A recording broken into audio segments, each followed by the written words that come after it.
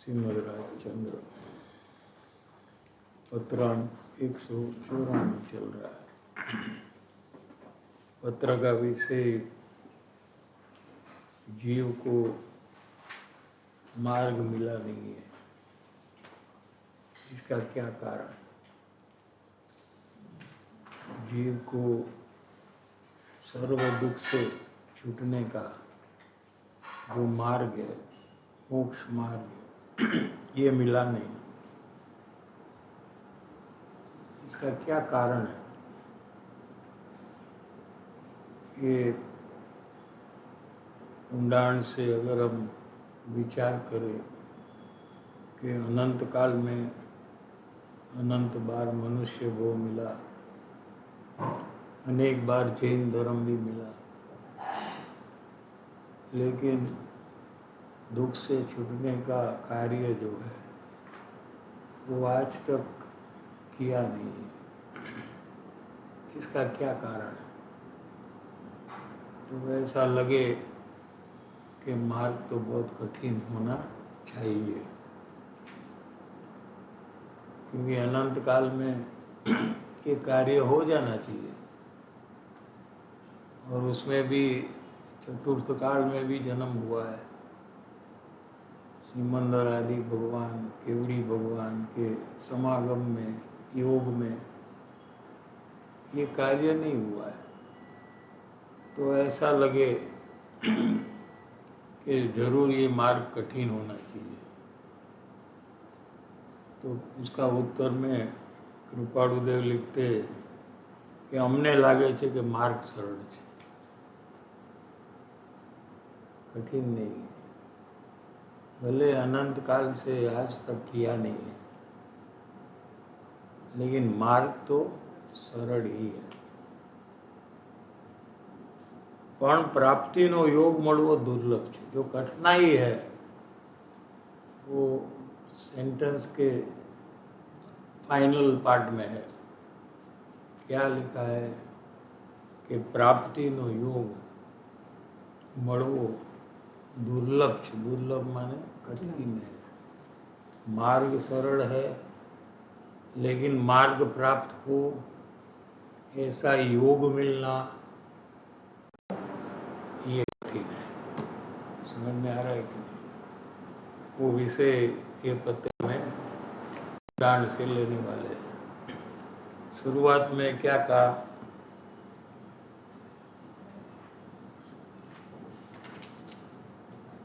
कि ज्ञानी पुरुष हम किसको कहते हैं? कृपाणुदेव कहते हैं, क्योंकि मार्ग भी बताने वाले हैं। तो जिन्होंने मार्ग देखा है, ऐसे जो ज्ञानी पुरुष है, उसकी पहले पहचान होनी चाहिए। न तो दूसरे किसी के पास जाकर जिसने मार्ग देखा नहीं है, उसके पास से अगर धर्म का बोध ले तो हमको मार्ग मिलने वाला नहीं। संसार में भी अगर हमको पैसा चाहिए तो कौन पैसा वाला है उसका निर्णय पहले करते कि नहीं करते।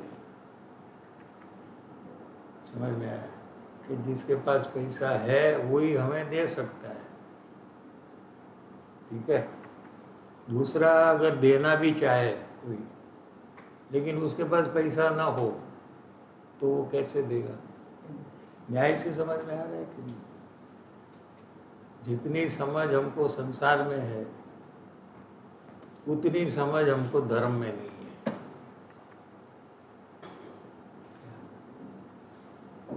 जो हमें चाहिए वो जिसके पास है वो हम पहले नक्की करते हैं कि भाई इसके पास से मिल सकता है, क्योंकि इसके पास है तो वो चाहे तो वो हमें दे सकता है, ठीक है।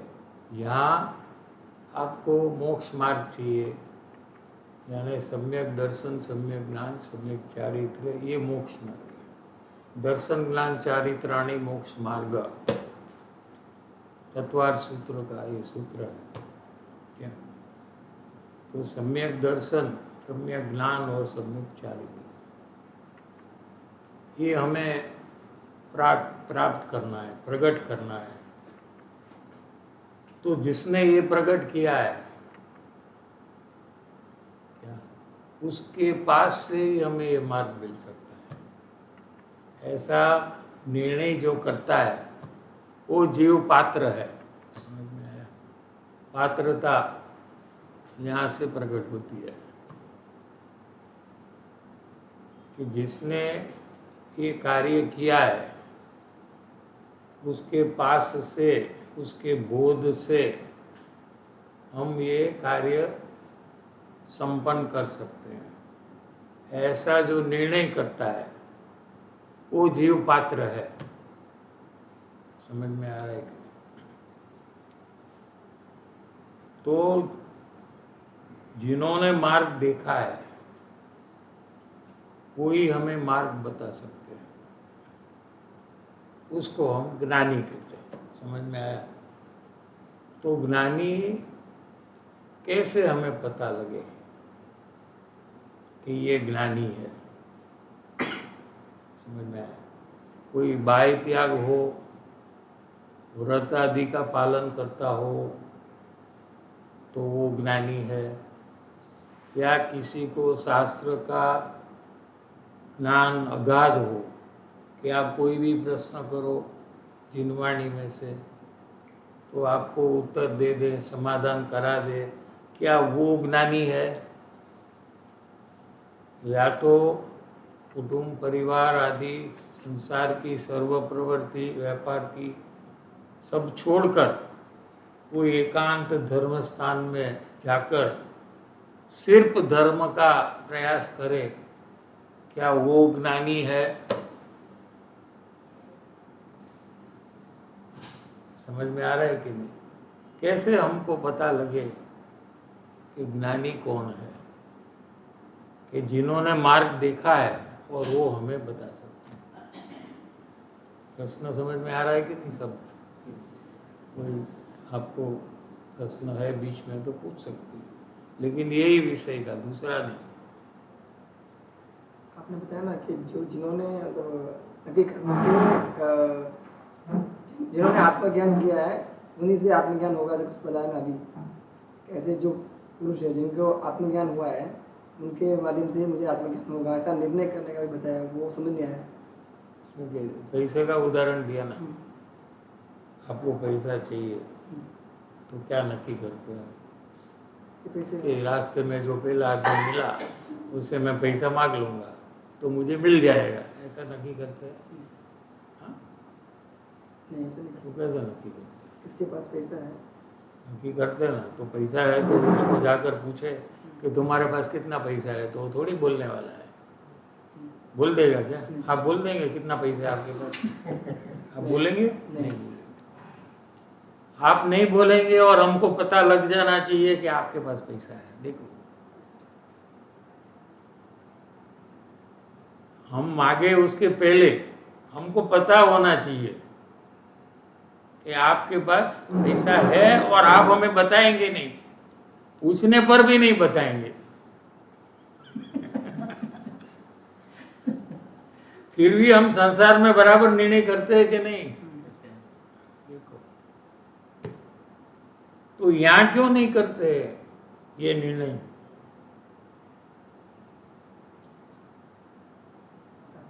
हाँ, तो हम क्या करते हैं कि जिसको हमारे से ज्यादा जानकारी है जिनवाणी की, उससे हम मार्ग प्राप्त करना चाहते हैं। हम क्या करते हैं, कोई पंडित हो जिसका अभ्यास बहुत हो, बहुत साल से अभ्यास हो, हमारा तो अभ्यास कम है, हाँ, तो हमको धर्म प्राप्ति करनी है तो हमें उसका समागम करना चाहिए कि नहीं करना चाहिए, ये प्रश्न है यहाँ।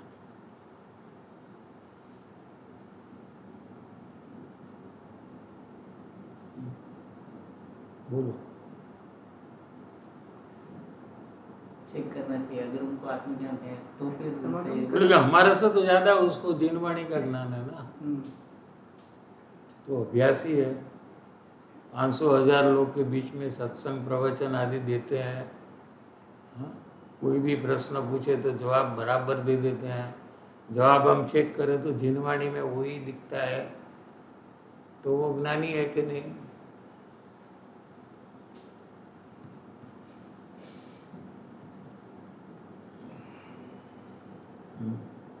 ऐसा लगता है कि हो सकते हैं हाँ, कैसा क्यों लगता है? जो जिनवानी में बताया ऐसा है। हाँ। तो हमको भी भूतकाल में मुनि दशा में 11 अंग और 9 पूर्व का ज्ञान अनंत बार हुआ है। ये जिनवाणी कहती है। जो जिनवाणी की बात वो बताते हैं ना, वही जिनवाणी में ये भी बात है। क्या बात है? कि 11 अंग और 9 पूर्व वो एक सागर समान जानकारी वाला ज्ञान है, और वो पंडित को उसका एक बिंदु है उसके पास।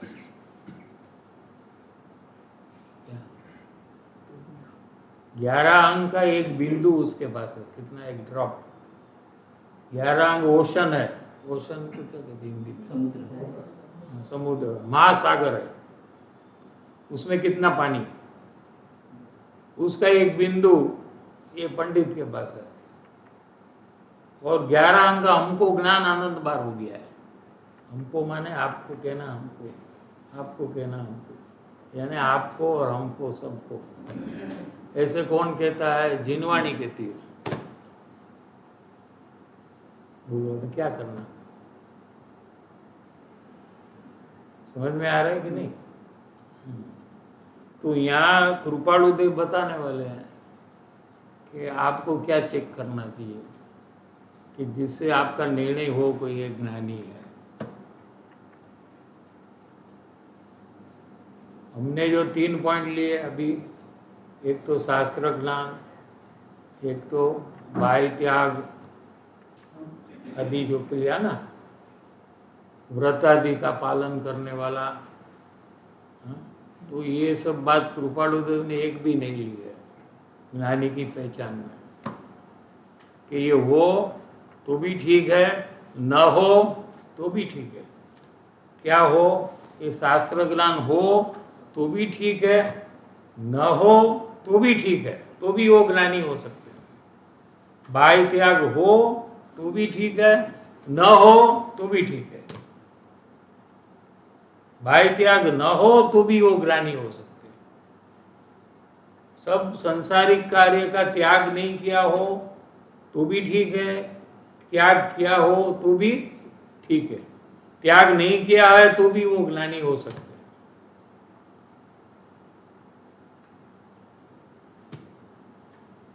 तो क्या हमें तपास करना चाहिए कि जिसके द्वारा हमको निर्णय हो कि ये ज्ञानी है। समझ में आ रहा है? ये विषय आज चलेगा। भाव अप्रतिबद्धता थी निरंतर विचरे છે એવા જ્ઞાની પુરુષ की व्याख्या की है। ज्ञानी पुरुष हम किसको कहते हैं? कि जो अंदर में क्रोध, मान, माया, लोभ के जो परिणाम है, क्या उसको यहाँ भाव कहा। उससे अप्रतिबद्ध है, माने उससे उसको अंतर में अपना कार्य करने में रुकावट नहीं है, जिसको कोई भी कषाय, क्योंकि वो कषाय से भिन्न परिणमते हैं। ज्ञानी पुरुष की व्याख्या यहाँ कर रहे अभी। कौन से उसको भाव है ये बात नहीं ली कि उनको क्रोध है, कि मान है, कि क्षमा भाव है, हाँ? कि निर्मानता का भाव है, कि निर्लोभता का भाव है, कि सत्य का भाव है, ये सब नहीं लिया। कोई भी भाव हो, क्रोध का हो कि क्षमा का हो, मान का हो कि निर्मानता का हो, लोभ का हो कि निर्लोभता का हो, माया का हो कि सत्य का हो, कोई भी भाव हो, लेकिन उससे वो भिन्न है कि नहीं, कि उसमें एक रूप है। यहां से पहचान कैसे करनी है विषय खुलता है। समझ में आ रहा है कि नहीं? क्रोध है, आप चेक करते हो, लेकिन क्रोध से भिन्न है कि नहीं वो नहीं चेक करते हो। चेक क्या करने का है? क्रोध से भिन्न है वो चेक करने का है। आप क्या चेक करते हो कि क्रोध है तो क्यों है क्रोध? क्रोध तो नहीं होना चाहिए। क्रोध है तो कहाँ के ज्ञानी हुए? क्षमा होना चाहिए। आपका चेकिंग वहां चल रहा है। क्या समझ में आ रहा है? लोभ है, अरे लोभ क्यों करते हैं? ये तो पुद्गल पदार्थ है। पुद्गल पदार्थ की क्या मूल्य है? क्या क्यों संग्रह करने का भाव करते हैं? हाँ, पैसा कहाँ अपना है? शरीर अपना नहीं है, कुटुंब अपना नहीं है, तो ये पैसा बैलेंस बढ़ाना बैंक का, ये सब क्यों करते हो? वो कहाँ के ज्ञानी हुए? ये तो लोभ के परिणाम है। ये क्या है? तो लोभ के परिणाम है। हमको तो दान देने वाला, कोई भी पैसा का बैंक बैलेंस न हो, ऐसा हमको ज्ञानी चाहिए। बराबर है ना कि नहीं? तो आप वो देखते हो कि लोभ है कि लोभ नहीं है। आप क्या देखते हो? हाँ, लोभ है तो ये अज्ञानी, लोभ नहीं है तो ये ज्ञानी। ये आपका डेफिनेशन। कृपाणुदेव कहते हैं कि लोभ हो कि निर्लोभ हो, लेकिन उससे भिन्न है कि नहीं, तो वो ज्ञानी है। लो, कहाँ हमको करने का है और हम कहाँ करते हैं काम।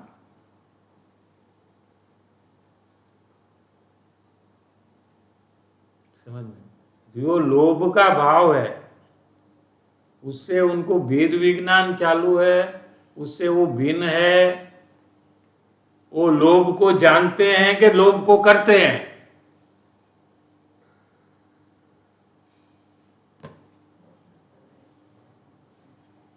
लोभ है, ठीक है, लेकिन लोभ को जानते हैं वो भिन्न रहकर, या लोभ में एक रूप होकर उसको करते हैं? ये देखने का जगह है, ये चेक करने का जगह है। ये अनादिकाल से आज तक नहीं किया जीव ने। यही डिफिकल्ट लग रहा है। देखो, डिफिकल्ट है कि इजी है?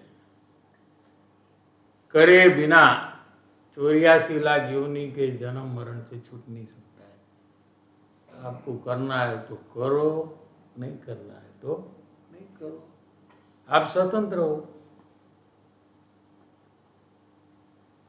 क्या भगवान तो रास्ता बताते हैं कि अगर आपको सुखी होना है तो ऐसा करो, अगर सुखी नहीं होना है तो मत नहीं करो। हम तो आपको कुछ आग्रह नहीं करते कि आपको करना ही पड़ेगा। यही समझ में है? 6 महीने में 608 जीव मोक्ष में जाते हैं। अनादिकाल का ये क्रम है। तो 1 साल में कितने जाते हैं? और 100 साल में, 1000 साल में, करोड़ साल में, अबज साल में, इतने लोग ने तो काम किया है। कहां से कठिन होगा ये? आत्मज्ञान करने के बाद भी उनको केवल ज्ञान हुआ कि पहले हो गया? तो कहां से कठिन है? मेरे को क्यों कठिन लग रहा है? हाँ, मेरे को क्यों कठिन लग रहा है? ये अज्ञान है। अज्ञान हमको जो सहला है, सरल है, वो कठिन दिखाता है, और जो कठिन है वो सरल दिखाता है। समझ में आ रहा है नहीं? न्याय समझ में आ रहा है कि नहीं? क्योंकि अज्ञान है, ये सब उल्टा दिखाएगा, इसलिए तो उसको अज्ञान कहा। अगर अज्ञान में भी सब सही जानकारी हो जाती है तो उसका नाम अज्ञान क्यों हम करते? उसको फिर आत्मज्ञान कर देते ना उसको नाम। न्याय समझ में आ रहा है कि नहीं? जैसा है उससे विपरीत दिखता है, ये अज्ञान के कारण से। जो एकदम सरल है, उन्होंने कहा ना मार्ग सरल है, पहला तो स्टेटमेंट ये आ गया। तो उनको सरल दिखा है तो कहा है, लेकिन आपको नहीं दिखता है, तो क्या करें? अभी ये पोजीशन है, अभी हमको सरल नहीं दिखता है और कृपाणु देव कहते हैं सरल है, तो हमें क्या करना चाहिए? बोलो, अभी ये हमारा करंट प्रॉब्लम है आज ये सेकंड का। यहां से हम क्या करें अभी? बोलो, क्या करें? सभी अभी मेरे को पता चला कि ज्ञानी की ओळखाण करूं तो अभी ये प्रश्न का ही जवाब दो। मार्ग सरल है ऐसे कृपाणु देव कहते हैं, और ये कहते हैं कि हमको क्या दिखता है? अभी इसका क्या सॉल्यूशन, क्या करना चाहिए कि ये सब प्रॉब्लम ठीक हो जाए? क्या करना चाहिए? तुम उसकी जगह में हो तो क्या करते? जिसको पता है उसके पास जाता। वो तो आगे है ना, ये तो पढ़ रहे हैं ना, पढ़ लिया, समझ में आ गया कि मार्ग सरल है, कृपाणु देव ने कह दिया, लेकिन उनको कठिन लगता है, उसके लिए क्या करें?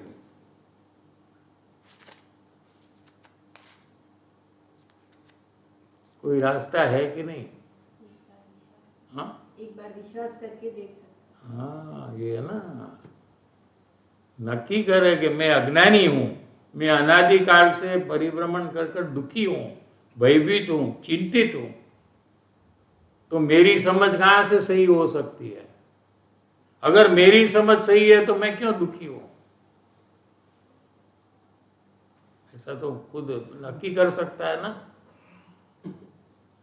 कि नहीं? तो मैं ज्ञानी की बात मानूं, एक बार नक्की तो करूं कि मार्ग सरल है, भले मुझे कठिन लगे, लेकिन है तो सरल। यहां से चालू करना, जिन्होंने चालू किया सबने यहां से चालू किया है।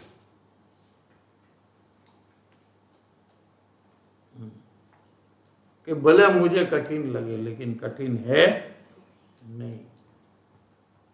वैसे तो सब काम आप चालू करते हैं तो कठिन ही लगते ना। पहली रोटी बनाई तो कैसा लगा था? पहली बार गाड़ी चलाई तो क्या हुआ था? बहुत इजी लगा था। नहीं, कोई भी काम आप चालू करो तो शुरुआत में वो कठिन लगता है, लेकिन बाद में रोटी बनाते बनाते डिस्कशन करते हैं, बराबर रोटी गोल होती है, कोई प्रॉब्लम नहीं होता है। कि मैं तो डिस्कशन में था तो रोटी अभी स्क्वायर हो गई, ऐसा होता है? नहीं होता है।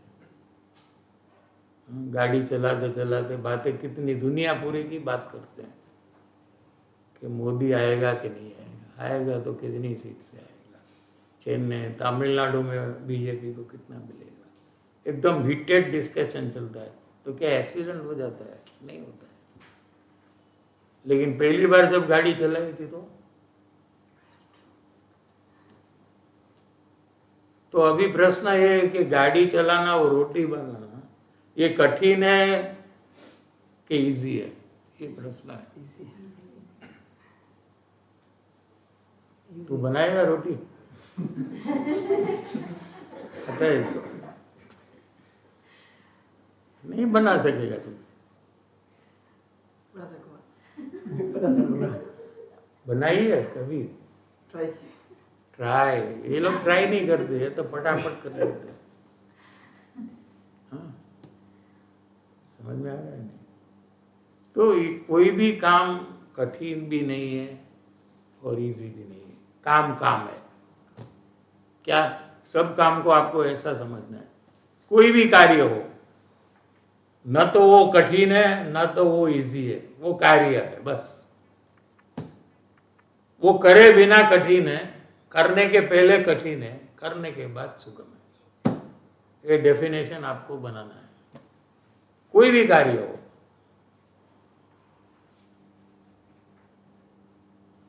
कठिन है ये एक कल्पना है और इजी है दूसरी कल्पना है। कार्य तो कार्य है। कोई कल्पना करता है कि कठिन है, कोई कल्पना करता है कि इजी है। हमको सब कल्पना छोड़ देनी है। कोई भी कार्य न तो कठिन है न तो सुगम है। कार्य करने के पहले सब कार्य कठिन है, कार्य करते करते सब कार्य सुगम है। लो सिंपल। बस जीवन में एक प्रिंसिपल ही ले लो, वो कोई प्रॉब्लम नहीं है। क्रोध के परिणाम के काल में ज्ञानी क्रोधमय है कि क्रोध के ज्ञानमय है, ये पहचानना कठिन नहीं है। हमने प्रयास ही नहीं किया है तो कहां से होगा? हमारा प्रयास कितना हुआ? हमें पता ही नहीं कि हमको ये करना है, प्रयास कहां से चालू होगा? कठिन कैसे मान लिया? फिर करे बिना कठिन मान लिया। कठिन कब मानना चाहिए कि बहुत प्रयास करते हैं लेकिन पकड़ में नहीं आता है, बहुत कठिन है, लेकिन चालू ही नहीं किया है प्रयास, तो कहां से कठिन लगा? समझ में आ रहा है? चालू करो, क्या करना उसकी जानकारी लो कि जब क्रोध रहेगा तो हमको क्रोध को गौण करना है। क्या करना है? हमारा लक्ष्य वहां से हटाना है। किसमें से? क्रोधादि भाव में से। और हमारा लक्ष्य वहां ले जाना है कि ये क्रोध से भिन्न है, कि क्रोध में मेरे जैसे एक रूप है। आपको जब क्रोध होता है तो आप उसमें एक रूप हो जाते हो। क्या ये आपका अनुभव से आप तपास सकते हैं कि आप क्रोधमय हो जाते हो। लेकिन अज्ञानी को भी क्रोध का ज्ञानी होता है, क्रोध होता ही नहीं है। लो,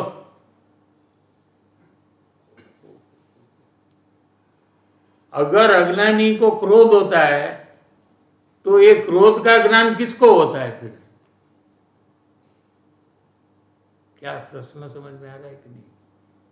आपको क्रोध होता है तो उसकी जानकारी वाला ज्ञान होता है कि नहीं होता है?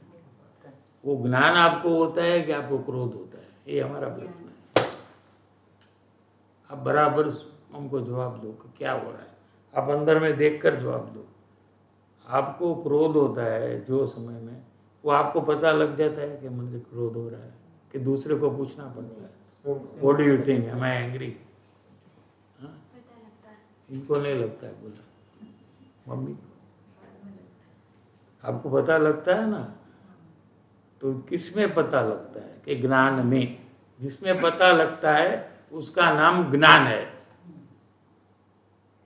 समझ में आया? तो आपको क्रोध का ज्ञान हो रहा है कि क्रोध हो रहा है? ये प्रश्न है कि दोनों हो रहा है। मान रहा हो क्रोध हो रहा है, हाँ, मान तो रहा हो क्रोध हो रहा है, मगर कुछ समय बाद में क्या होता है कि मुझे पता चल रहा है कि गुस्सा आया। तो वो समय में आपको ज्ञान होता है कि क्रोध के काल में ज्ञान हो गया है आपको? पहले हो गया, पहले हो गया। तो फिर समझ में आ रहा है कि नहीं? तो अज्ञानी को भी क्रोध का ज्ञानी होता है, क्रोध नहीं होता है। लेकिन वो जागृति उसकी छोड़कर मुझे क्रोध होता है, मैं गुस्से वाला हूं, ऐसा अपने को क्रोध के साथ एक रूप अनुभवता है। क्या? इसका ही नाम अज्ञान है। अभी अज्ञानी की भी पहचान हो गई। लो, ज्ञानी की पहचान की बात में अज्ञानी की पहचान भी हो गई कि अज्ञानी को जब क्रोध, मान, माया, लोभ कोई भी भाव हो तो वो क्रोध और मैं एक हूं ऐसे कर कर अपने को क्रोधी मानता है, अपने को लोभी मानता है। समझ में आ रहा है?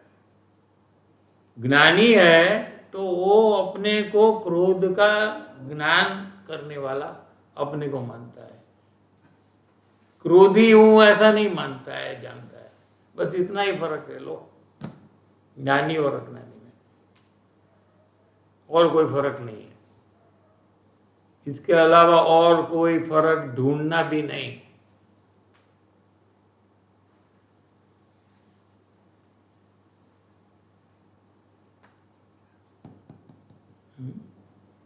सर ये थियरी तो समझ आ गया। थियरी आ गया, हाँ। बहुत बड़ा काम होगा, क्योंकि थियरी आप जाकर किसी को बोलो ना, पंडित को भी, तो थियरी भी उसको समझ में नहीं आता है, प्रैक्टिकल कहाँ से समझ में आएगा। और आपको कितना टाइम याद रहेगा वो भी देखना है। यहाँ से जाने के बाद फिर वो थियरी याद रहेगा कि नहीं रहेगा वो भी चेक करना है हमको। तो थियरी अगर आपको पक्का हो गया, आपने पक्का नक्की करना चाहिए कि ऐसा ही है क्या, तो वो निर्णय जो हुआ ना, उसके बल से आपका प्रयोग चालू होगा। प्रयोग का बल, आप प्रयोग में बल नहीं लगता है ना, करे तो भी 2 सेकंड कर कर छोड़ देंगे, या तो करेंगे नहीं, आपको याद ही नहीं रहेगा कि करने का है। समझ में आया? तो ये प्रयोग का जो बल है, ये वर्तमान में आपका जो निश्चय है थियरी का, वहां से उत्पन्न होता है।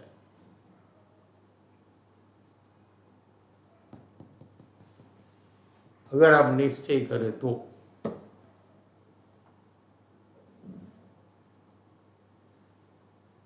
आप नक्की करो कि जिनवाणी कहती है, कृपालुदेव कहते हैं और गुरुदेव कहते हैं, तीनों एक ही बात कहते हैं कि ज्ञानी ने ज्ञानमय परिणाम हुए।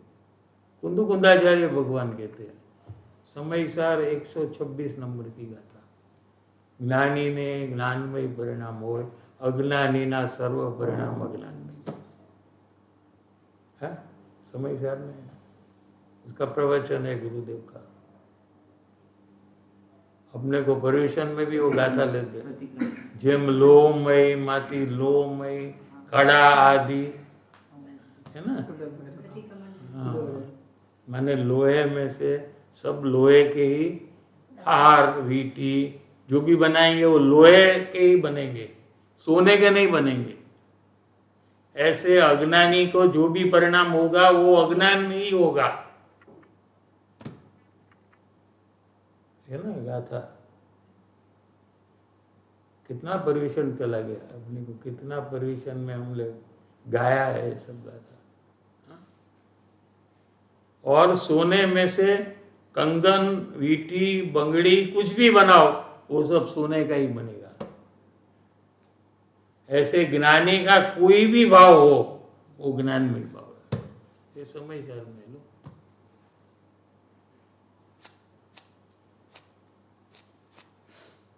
ऐसा तो कोई भी कषाय हो ज्ञानी के, वो काल में उनका ज्ञानमय परिणमन ही है।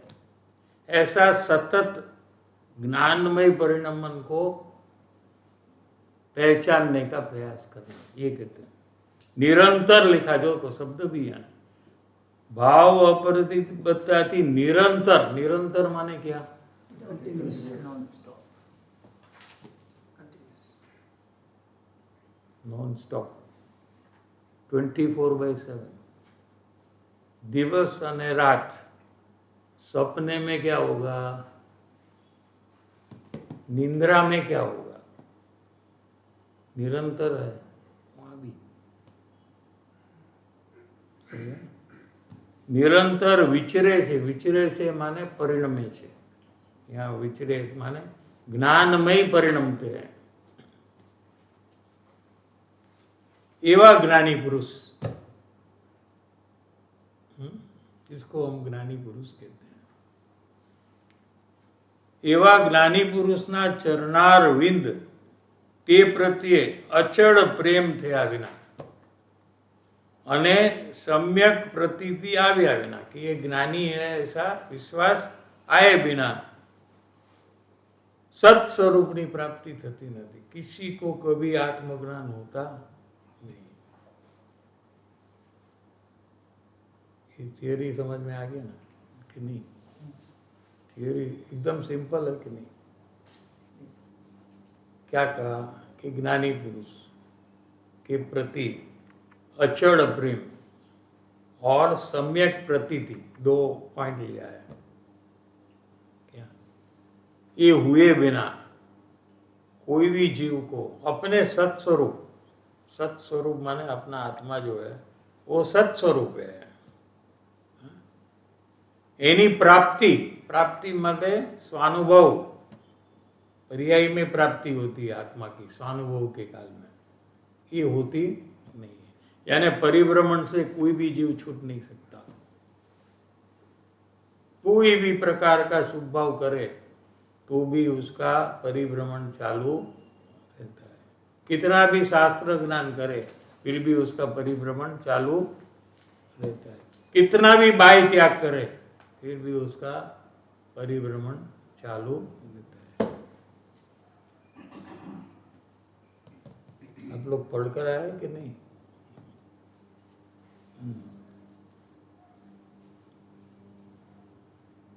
ज्ञानी पुरुष प्रति अचड़ प्रेम नहीं लिया,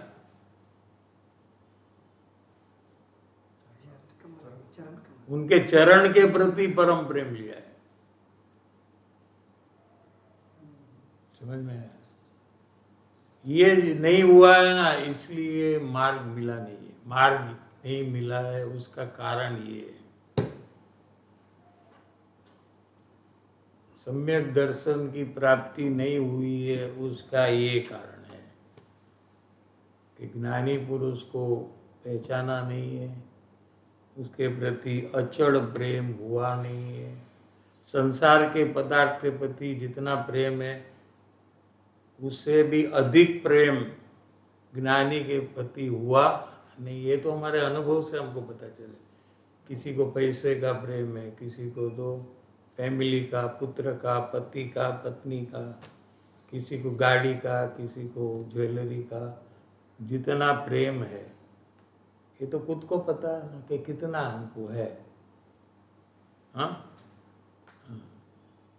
वहाँ ऐसा प्रेम होने के कारण से ज्ञानी के प्रति प्रेम नहीं हुआ, क्योंकि एक ही तरफ प्रेम हो सकता है। समझ में आ रहा है कि नहीं? तो ये काम अनादिकाल से नहीं किया है, इसलिए आत्मज्ञान की प्राप्ति नहीं हुई।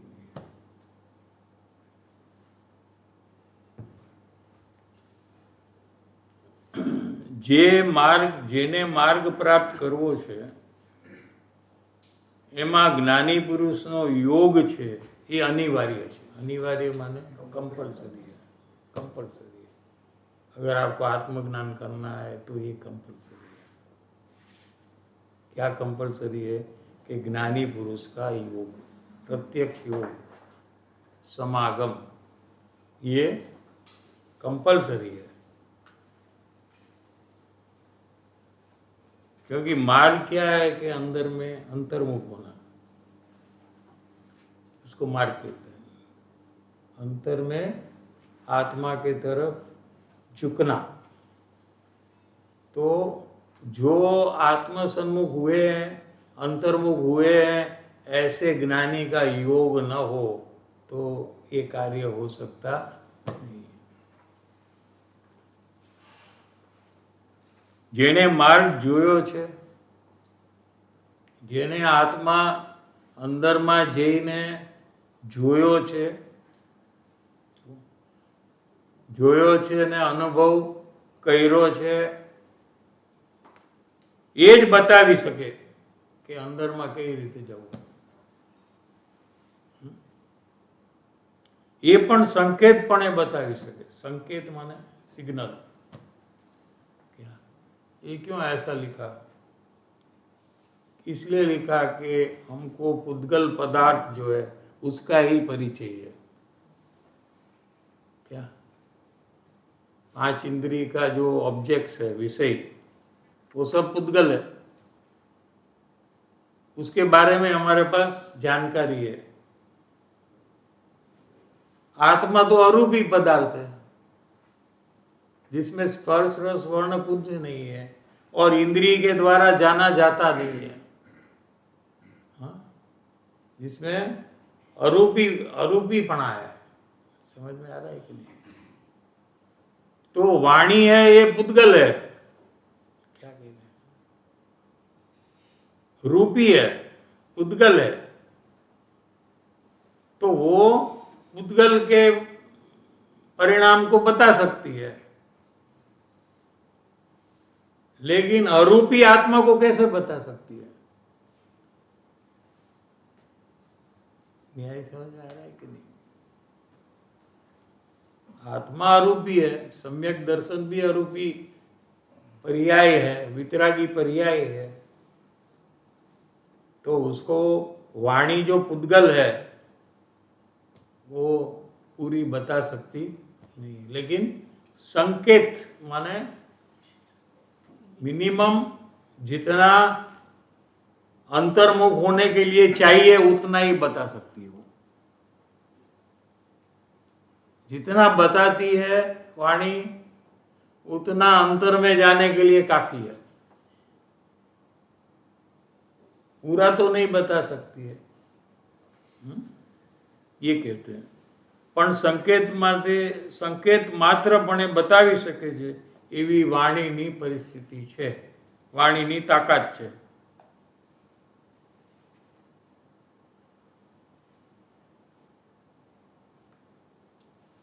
પ્રશ્ન फिर हुआ कि भाव अप्रतिबद्धताથી એટલે શું?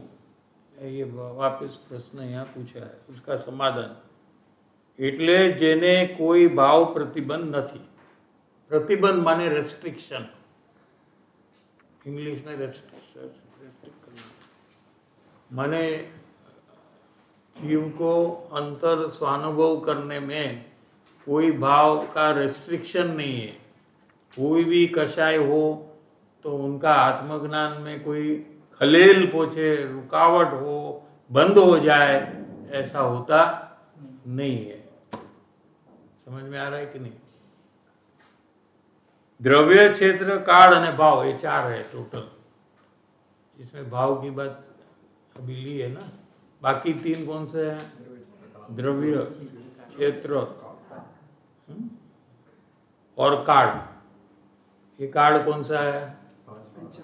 पंचम काल है। काल समझ में आ गया? क्षेत्र भरत क्षेत्र, हाँ? और द्रव्य जीव द्रव्य, पुद्गल द्रव्य। बाकी तो 4 धर्मास्तिक है तो दिखता नहीं है। ठीक है, समझ में आ गया? तो 4 प्रकार है ना, द्रव्य, क्षेत्र, काल ने भाव। एमा मुनि दशा में तो द्रव्य, क्षेत्र, काल ने भाव कोई नो प्रतिबंध नहीं। ये मुनि दशा है। मुनि दशा में कोई प्रतिबंध, ये कहाँ आई है कि अपूर्व अवसर में आई है। अपूर्व अवसर है ना अपना काव्य, उसमें ये बात है। द्रव्य, क्षेत्र, काल, भाव, प्रतिबंध, वर्ण, विचरवू, उदयाधीन पण वित लोभ जो, सुना है ना अपूर्व अवसर, उसमें ये बात आई है कि मुनि दशा में उनको कोई प्रतिबंध नहीं है। न तो कोई व्यक्ति का है, कोई व्यक्ति उनको रोक नहीं सकती है अपना कार्य के लिए, न तो कोई क्षेत्र हो, कोई एरिया हो, वो उनको रुकावट नहीं होता है। द्रव्य, क्षेत्र, काल, कोई भी काल हो तो उनको कोई अंतर्मुख जाने में कोई रुकावट होता नहीं है। और भाव तो ज्ञानी को नहीं होता तो मुनि को भी नहीं होता है। मुनि दशा में कोई द्रव्य, क्षेत्र, काल, भावनो प्रतिबंध नहीं, केम के एनो पुरुषार्थ एटलो बधो छे। मुनि दशा में बहुत पुरुषार्थ है। कोई पण परिस्थिति में पोते समाधि युक्त जीवन जीवे छे।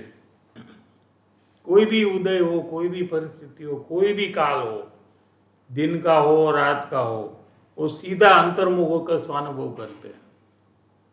एवरी सेकंड उनको मुनि कहते हैं। लो क्या अपने तो लोग मानते हैं ना, दूसरे लोग के, हम लोग मुनि का विरोध करते हैं, ऐसे मानते हैं ना। हाँ। ये कांजी स्वामी वाले सब मुनि विरोध नहीं करते हैं, जो मुनि नहीं है उसको नमस्कार नहीं करते हैं। मुनि वो है कि जो हर एक सेकंड आत्मा का अनुभव करते हैं। ऐसा कोई है तो गिर जाएंगे उसके पांव के नीचे, लेकिन ऐसा चाहिए कि नहीं? नहीं है तो किसी के पास जाकर हम गिर जाए? क्या कहा, समझ में आ रहा है कि नहीं? ऐसे कुंदकुंदाचार्य मुनि थे, अमृतचंद्र आचार्य मुनि ये काल में थे, पंचम आरे में थे। पद्ममलधारी देव मुनि थे। हाँ? मुनि को मानते हैं हम लोग, लेकिन मुनि का अंतर परिणमन कैसा होना चाहिए कि हर एक सेकंड आत्मा का अनुभव करना चाहिए। इसको हम मुनि कहते हैं। ऐसी दशा, ऐसा जिसका पुरुषार्थ, उसको हम, उसका दर्शन हम करते हैं कि निर्विकल्प समाधि में आ जाए, निर्विकल्प अतीन्द्रिय आनंद का अनुभव हर एक सेकंड करें, यानी छठे सातवें गुण स्थान में झूलते हैं। ज्ञानी है ये 4th स्टैंडर्ड में है, अज्ञानी सब 1st स्टैंडर्ड में है। अभी 14 स्टैंडर्ड्स है टोटल। स्टैंडर्ड तो आपको पता है ना, 1st स्टैंडर्ड, सेकंड, ऐसा। दुनिया में जितने अज्ञानी जीव है सब 1st स्टैंडर्ड में है। ज्ञानी जो है वो 4th स्टैंडर्ड में है, और गृहस्थ व्रतादि जो लेता है वो 5th स्टैंडर्ड में है। क्या? और मुनि है 6th और 7th, दोनों 2 स्टैंडर्ड है एक साथ, डबल। क्या? 7वां है आत्मा में लीन हो जाते हैं, निर्विकल्प अतीन्द्रिय आनंद का अनुभव करते हैं, वो 7वां है। और छठे में पंच महाव्रत का पालन करते हैं। देखो समझ में आ गया? तो जैसे झूला है, झूला देखा है ना आपने, ऐसे छठू सातवीं, छठू सातवीं, ऐसा जिसको अंदर में चल रहा है वो मुनि है। 7वें में क्या होता है कि निर्विकल्प आत्मा की अनुभूति होती है, और हर एक सेकंड ये हो रहा है।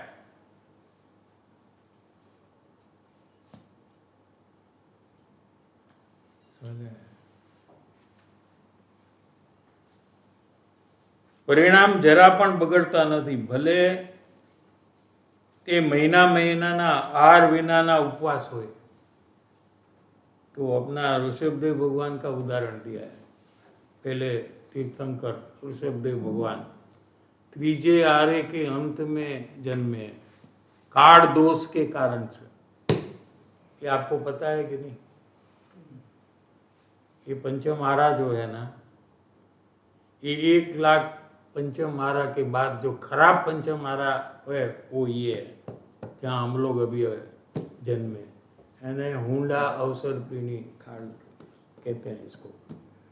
तो यहाँ क्या है कि जैसा नॉर्मल होता है ना, उसमें कुछ आगे पीछे हो जाता है। क्या? ऐसा एक काल जो आता है, ये वर्तमान में चल रहा है। तो कोई भी तीर्थंकर है, चतुर्थ गुण स्थान के शुरुआत में ही उत्पन्न होते हैं, लेकिन काल दोष से इस बार तीसरे काल के अंत में ऋषभदेव भगवान का जन्म हो गया। ये काल दोष है, ऐसे बहुत हुआ है ये काल में, तो नहीं होना चाहिए ऐसा। जैन लोग जैन धर्म का विरोध करते हैं, ये नहीं होता है कोई पंचम काल में। अभी क्या है कि जैन लोग ही जैन धर्म का विरोध करते हैं, ऐसे बहुत हुआ है इस बार। क्या कि एक चक्रवर्ती है, भरत चक्रवर्ती, उन्होंने भाई के बाहुबली जी के ऊपर चक्र छोड़ा। ये नहीं होता है कभी, ऐसा नहीं होता है कभी भी। दोनों ज्ञानी, दोनों वही भव में मोक्ष में गए, लेकिन कार्ड दोष से ये हुआ है। और वो चक्र उनको मारता नहीं है, फैमिली मेंबर को वो चक्र काम नहीं करता है, फिर वो वापिस आ जाता है क्या। ऐसे ऐसे बहुत कार्ड दोष से ऐसा हुआ है।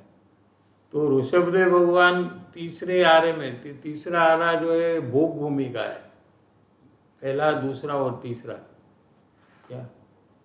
तो क्या है भोग भूमि में, क्या है कि घर में किचन नहीं, नो डाइनिंग टेबल, नथिंग।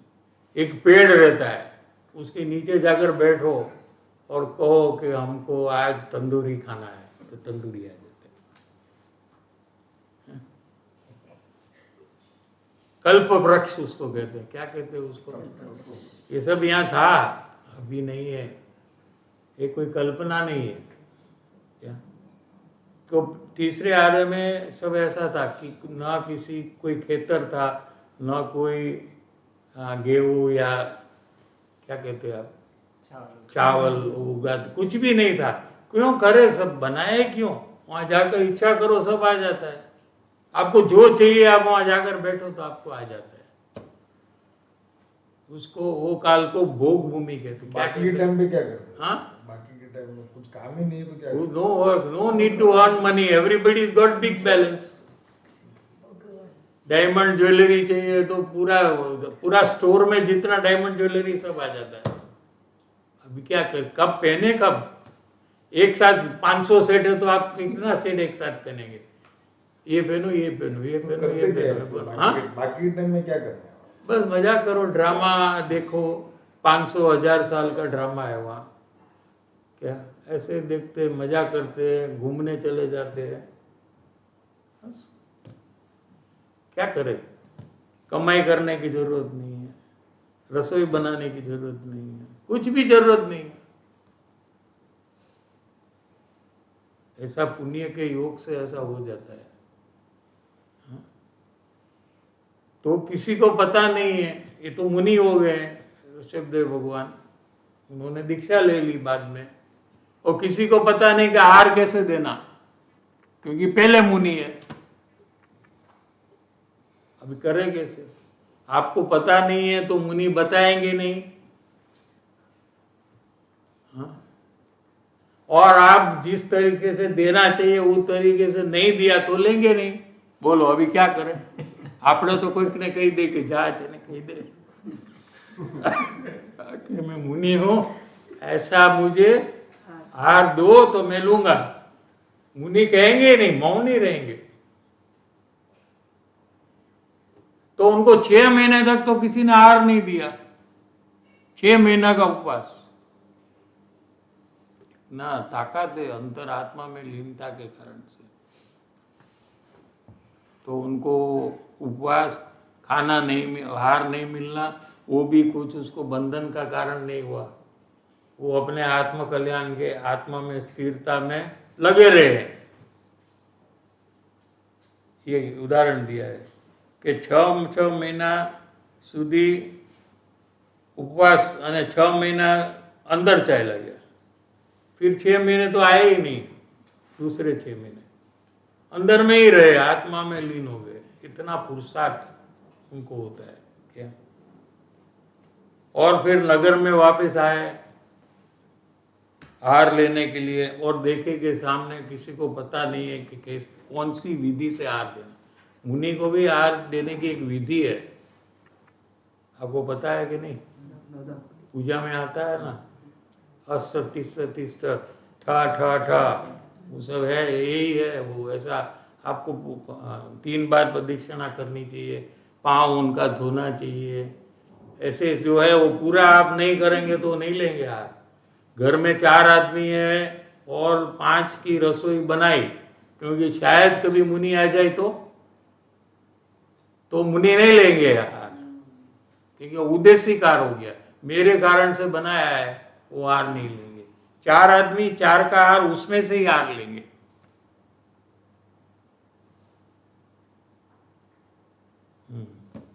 खड़े खड़े लेंगे, एक बार ही लेंगे, पानी जैसा लेंगे ऐसे हाथ में, ये सब उनका लक्षण है। इसमें से थोड़ा भी कुछ चेंज हुआ तो वो चले जाएंगे सीधा।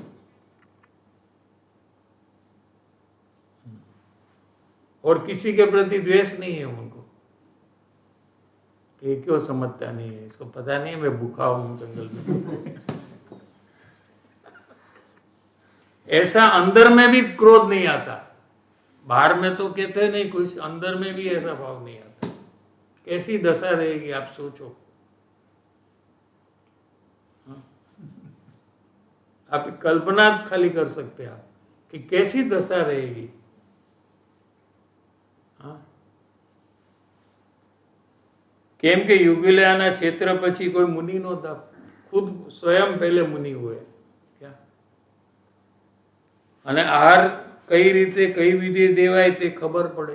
कौन किसी को बताएगा? इसको बताएगा कि लास्ट टाइम मुनि आया था तो मैंने ऐसे दिया था, उन्होंने लिया था, तो ये कौन बताएगा? कोई मुनि नहीं थे तो कहां से बताएगा? ये तो अंदर एवा चाल्या जाए कि 6 महीना बाहर निकले એટલે આત્મામાં ડૂબી जाए।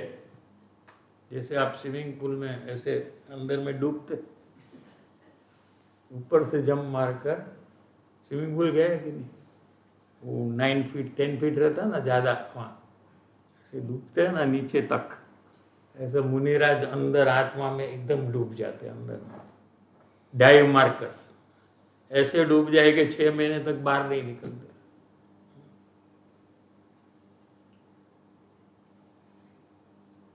तो पण परिणाम न बगड़े तो एने काळनो प्रतिबंध नहोतो।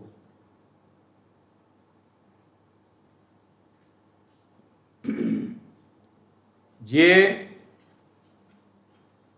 चौथो काळनो प्रारंभ थयो ते थोड़ा टाइम में चौथा काळ चालू हो गया, वो अंत में ही थे तीसरा के। જે કાળમાં મુનિને યથાર્થ વિધિથી આરાધન ન મળે એ કાળ હતો, છતાં એ કાળનો પ્રતિબંધ એમને મોક્ષ માર્ગમાં નડતો નહોતો। અને બહારના સંયોગો અને બહારના ક્ષેત્રો એનો પણ પ્રતિબંધ मुनि दशाમાં નથી। जंगल में है, कोई भी व्यक्ति के साथ लंबा रहते नहीं है, कोई भी क्षेत्र में नहीं रहते ज़्यादा टाइम। बहुत लोग सुनने को आते हैं, बहुत प्रेम से सुनते हैं, इसलिए और सब आग्रह करते हैं आप यहीं ठहर जाओ, हमको बहुत लाभ हो रहा है। मुनि नहीं ठहरते, विहार करते, उनको क्षेत्र का प्रतिबंध गिना जाता है। लो समझ में आ रहा है कि नहीं? कोई व्यक्ति के साथ अधिकता नहीं होती है कि ये बहुत अच्छा प्रयास कर रहा है अंतर जाने का, अगर मैं रुकूंगा तो इसका काम होगा, नहीं रुकेंगे। ऐसी दशा मुनि की होती है।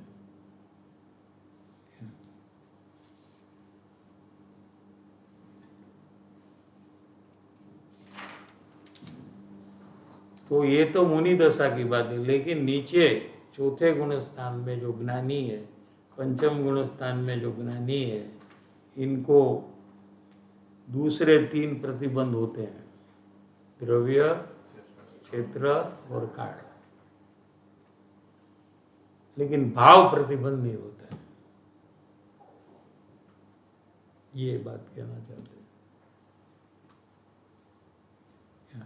પણ ભાવની અંદર એ પોતાના આત્મામાં સતતપણે એટલે નિરંતર અવિચ્છિન્ન ધારાથી વિધાઉટ બ્રેક भेद ज्ञान में प्रवर्ते છે।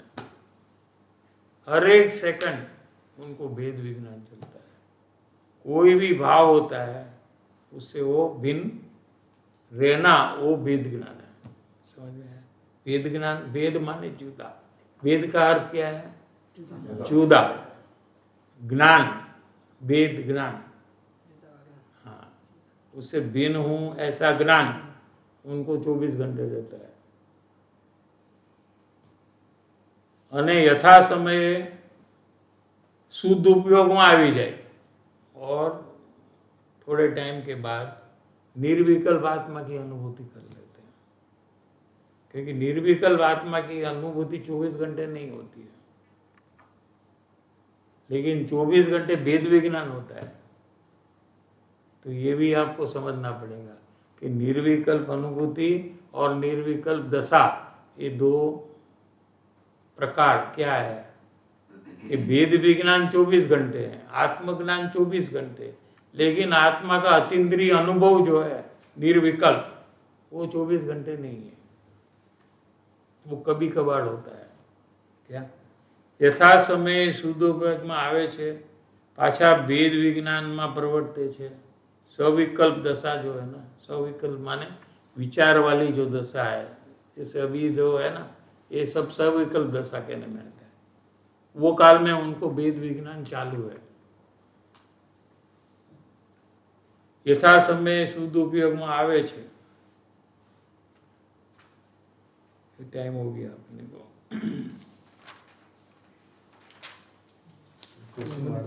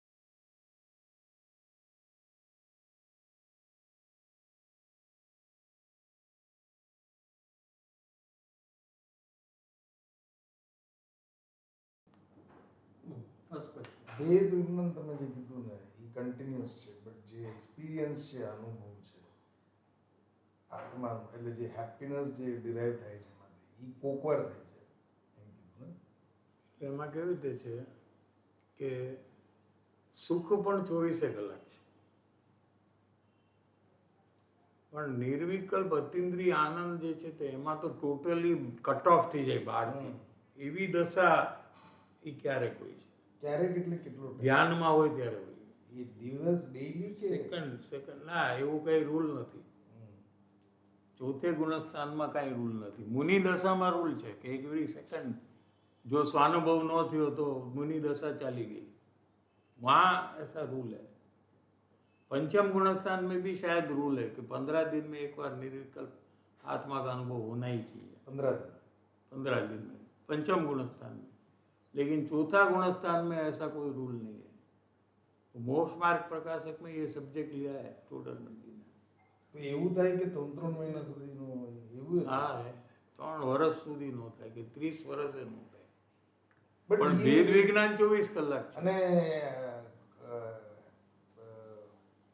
હેપીનેસનું પણ એક્સપિરિયન્સ છે। હા, પણ બે ટાઈપની હેપીનેસ છે। એક તો જે 24 કલાક છે એ હેપીનેસ, અને એક નિર્વિકલ્પ આત્માનો જે અનુભવ થાય છે ને, એ હેપીનેસની ક્વોલિટી કોઈ ડિફરન્ટ છે।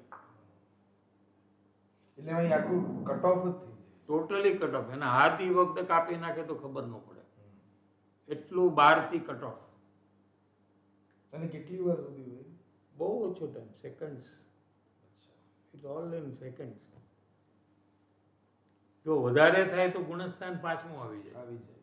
जितना ज़्यादा होता है उतना प्रोग्रेस होता है। એનાથી વધારે આવે તો બધું છોડી દે, દીક્ષા લઈ લે, વ્યા જાય, પછી બીજું કંઈ કામ જ ન કરી શકે। કારણ કે ઘડી ઘડી અંદરમાં અતિ અનુભવમાં વ્યા જાય તો બારમાં એને કંઈ કામ કરવાનો રસ જ ન રહે, तो सब छोड़कर मुनि दशा में दीक्षा ले लेते हैं। कोई हट नहीं है ये सब कि मुझे मुनि लेना है, ऐसा नहीं है।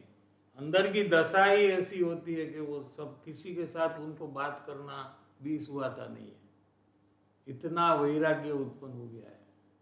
तो फिर जंगल में चले जाते कि जहाँ कोई जान पहचान वाला आदमी ही ना हो, किसी से बात करना कुछ पसंद ही नहीं है उनको, सिर्फ अपना अंदर में पुरुषार्थ करना है उनको। तो उसके लिए ये बराबर होता है उनको। જ્ઞાની ત્યાં કરવું પડે એ નિર્વિકલ અનુભૂતિ માટે પુરુષાર્થ કરવો પડે, પ્રયાસ તો થાય એટલે એની હા. કનેક્શનમાં છે કે ઓટોમેટિકલી ના ઓટોમેટિક ભેદ વિજ્ઞાન એ ઓટોમેટિક છે, કારણ કે નિંદ્રામાં થાય છે તો ઓટોમેટિક હોવું જોઈએ, પણ અંતરમાં જઈને પુરુષાર્થ વધારે થાય ત્યારે અતિન્દ્રિય આનંદ અનુભવ થાય. ભાવિન ભાઈ साहिब जी, अभी मुझे वियोग के काल में क्या प्रयास करना या कैसे तैयारी करना कि प्रत्यक्ष योग में सीधा चेक कर सकूं कि वो क्रोध के करता है या क्रोध को जानने का कार्य कर रहे हैं? तो वियोग के काल में तो दो प्रकार है. पहला प्रकार तो ये है कि वियोग कैसे मिटे और योग कैसे हो, वो सबसे पहले मुमुक्षु को होता है परिणाम में. क्या तो उसको वियोग का काल में खेद होता है कि मैंने जो कर्म बंधन किया था, अंतराय जो किया था, उसके कारण से मुझे वियोग है आज, तो उसका उसको पश्चाताप होता है, और वो पश्चाताप के साथ भावना करता है कि मैं इस प्रकार का भाव भविष्य में नहीं करूँगा, और योग की भावना करता है कि कब मुझे मिले. ऐसा परिणाम जब होता है तो फिर वो अंतराय कर्म जो है ना, वो उसमें टूटने का चालू हो जाता है. एक प्रकार तो ये है. दूसरा, जब योग न हो तो योग जब हुआ था तो जो बोध समझा था, सुना था, उसका प्रयास करे वो, और योग है प्रत्येक ऐसा समझ कर करे.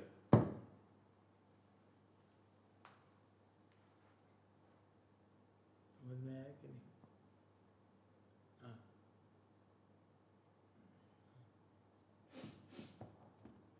લીલાબેન છલાની जय जिनेन्द्र साहिब जी, जो ज्ञानी की पहचान का कि कहते हैं वो उसमें मेरे लिए कोई भी शंका नहीं है, पर उसमें मेरी कमजोरी है, क्योंकि जितना ज्ञानी की पहचान के लिए कहते हैं उतना नहीं होता है, तो मैं कैसे आगे बढ़ूंगी? कोशिश पूरी करती हूँ पर बहुत ही कच्चा है, प्लीज मार्गदर्शन दें. पहला तो ऐसा समझना चाहिए कि जितना प्रयास किया उतना ही कार्य होगा. तो कार्य जितना हुआ है उससे हमें नक्की करना चाहिए कि हमारा प्रयास कितना है. लेकिन आप पहले से नक्की करते मेरा तो बहुत प्रयास मैंने कर लिया है, तो बहुत प्रयास करें और कार्य न हो, ऐसा कभी 3 काल में बनता नहीं है.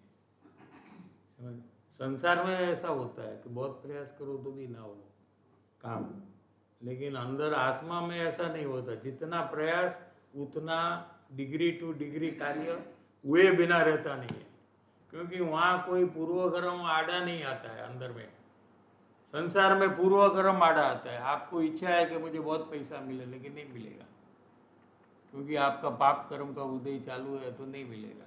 तो उसमें कर्म आड़ा आता है, समझ में आता है.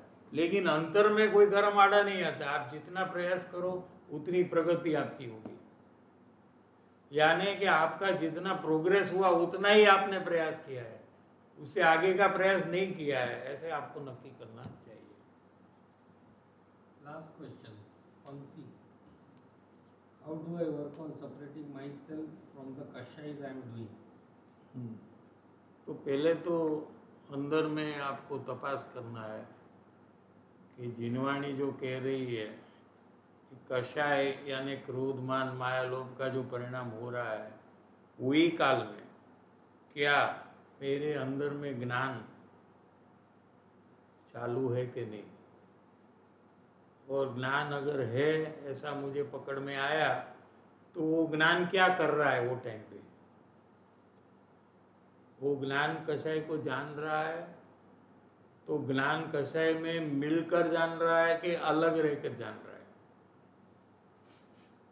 समझ में आ रहा है कि नहीं? ये सब अंतर में तपास करना चाहिए।